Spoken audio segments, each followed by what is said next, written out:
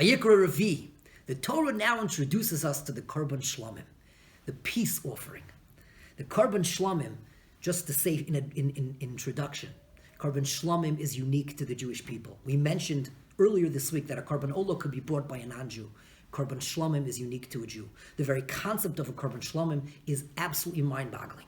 The Korban Shlomim, Mar B'Shalom, it brings peace in the world. Why? Because some of it was offered to Hashem, so to speak. Some was given to the Kohanim, and some was given to the owner to eat, the person who brought the Korban. The concept is incredible. We are sharing our meal with Hashem, as it were. Hashem says, here, some for me, some for you. The concept of that type of inextricable closeness, that's a concept that's unique to Klal Yisrael.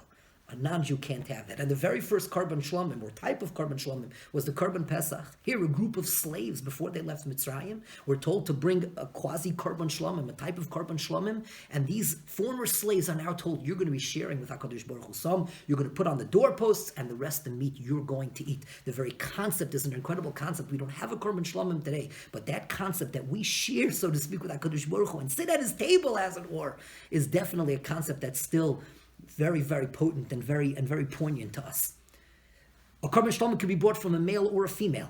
The Torah describes if you bring it min habakar, and then the Torah goes back and lays out the steps again if you bring it from sheep or goats. And many halachas that are not spelled out in one will be spelled out, and the other will be learned back and forth. The Gemaras in Zvachim and Menachos learn out many halachas that apply to all korbanos.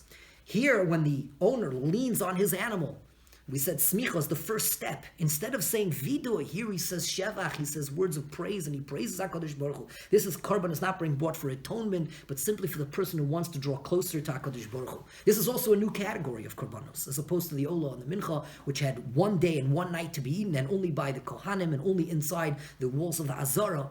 This korban was eaten for 2 days and one night. It was called kachim kalim, so to speak, lighter holiness, and could be eaten anywhere within the walls of Yerushalayim, the Korban Shlomim.